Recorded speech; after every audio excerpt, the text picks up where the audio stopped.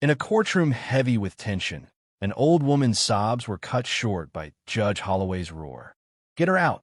She's only here to weep for another thug." His gavel struck, the sound slicing the air.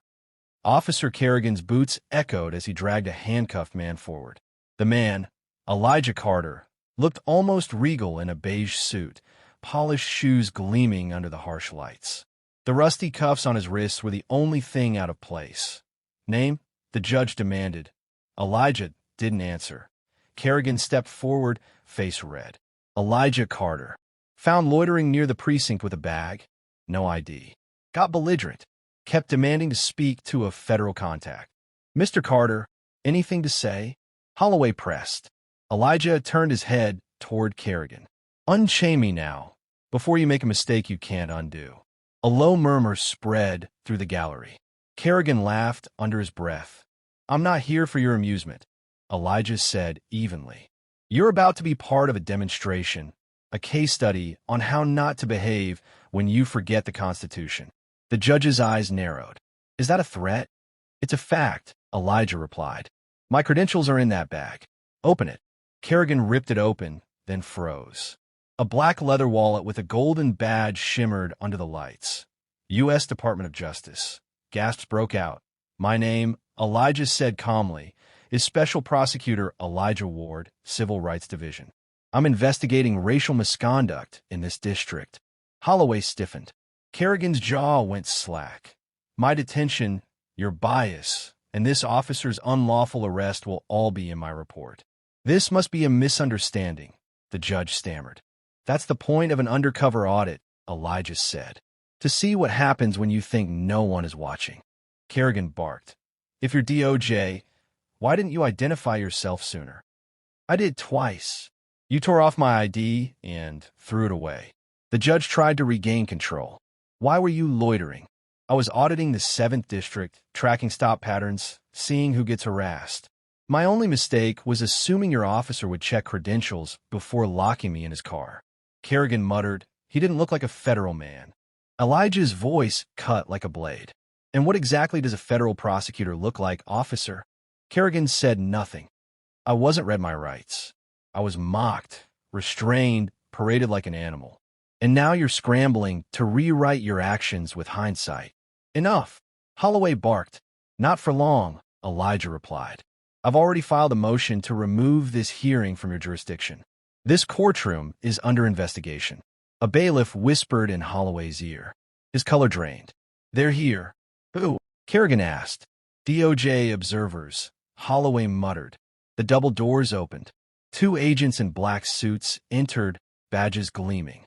"I came here hoping to be proven wrong," Elijah said, turning to the room. "In 20 minutes, you've confirmed every allegation." A woman in the gallery stood. "He's not the only one. I was denied bail for a crime I didn't commit." Others spoke up, voices of anger and grief rising like a tide. Elijah raised a hand. "Every voice will be heard." Kerrigan turned to Holloway. "What do we do?" The judge gave no answer. "This is what happens when authority turns into a weapon," Elijah said. "Sit down." Holloway shouted. "You're not in a position to give orders," Elijah replied. "1 agent handed Elijah a remote. "We recovered your deleted body cam footage." "Ready?" "Yes. What you're about to see was erased less than 24 hours ago." Deletion doesn't mean destruction.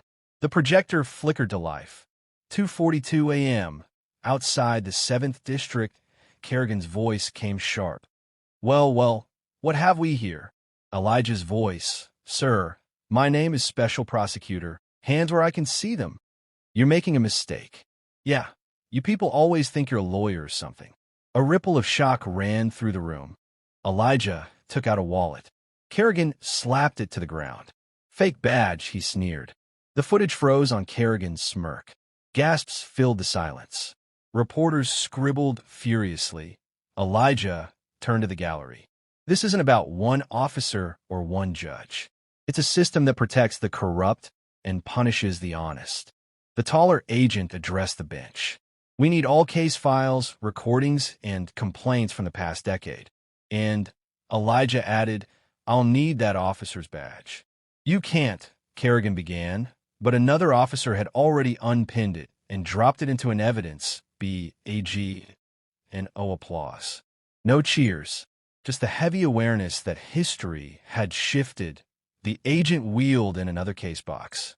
Inside a laptop, we also pulled precinct chat logs. There are racial slurs, sir. Holloway's hands trembled. Elijah stepped closer to the judge. Your Honor, this is far from over.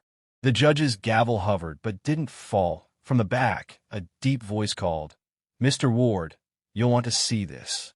Elijah turned. The second agent held up a sealed envelope marked confidential, DOJ, eyes only. Elijah took it, broke the seal, and read. His face hardened. He looked up, eyes locking on Holloway. It seems, he said slowly, that this investigation is about to go much deeper than you imagined. The judge swallowed hard. What's in it? Elijah stepped forward, holding the envelope at his side. Let's just say, this isn't only your courtroom under review. The doors opened again, and 3 more agents walked in. The 3 new agents strode into the courtroom, their black suits cutting through the tense air. Each carried a sealed evidence box. The lead agent, a tall woman with silver streaks in her hair, flashed her badge. Special Agent Rivera, DOJ, Internal Affairs. As of this moment, this courtroom is closed to the public. All proceedings are suspended. The gallery erupted in whispers. A bailiff started to protest, but Rivera's stare silenced him. Elijah Ward stepped aside, letting Rivera approach the bench. Judge Holloway, you are under formal investigation for obstruction of justice, abuse of judicial discretion, and conspiracy to violate civil rights. Holloway's mouth opened, but no words came out. Rivera turned to Kerrigan. Officer Daniel Kerrigan, you are being detained pending federal review of your conduct. Your weapon, badge, and access credentials now. Kerrigan's hand twitched near his holster, but 2 agents closed in, removing his gun and badge with mechanical precision. Elijah stepped forward. This is what accountability looks like, gentlemen. Swift, undeniable, and in the daylight. Rivera nodded to her team. 1 agent rolled in a portable scanner, another a heavy file case. We have warrants for all 7th District records, she said. Hard drives, arrest logs, patrol schedules, everything. The judge slammed his palm on the bench. You have no authority to... Rivera cut him off. I'm the authority here.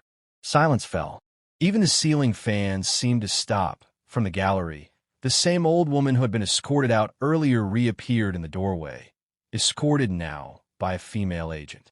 She clutched a photograph to her chest. This is my son, she said, voice trembling.